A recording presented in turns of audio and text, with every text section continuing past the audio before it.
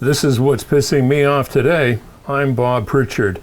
Well, in the news on Friday, we had a story talking about a situation with a real estate company out in Mississauga where they had somehow managed to abscond with, well, over $10 million in trust funds. Now, they later found out that that $10 million was more like $8 million, but who's counting pennies at that volume of money?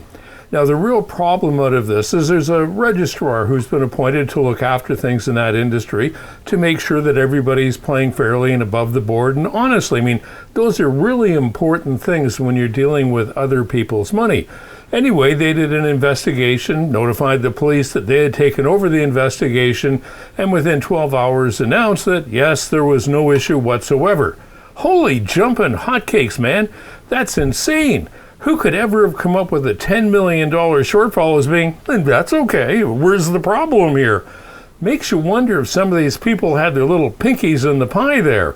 Anyway, within hours of that announcement coming out, RICO, who is sort of the overseeing body of everything, came along and said, hold on now, that can't possibly be correct, and fired the registrar. Now, the registrar makes about $65,000 a year, doesn't talk about what their compensation package might look like should they be fired, but since the guy who held the job couldn't get a job flipping burgers anywhere these days, I would suspect that there's a big lawsuit coming, and they're going to be saying, well, it's within his purview to do this, he did the things that were right.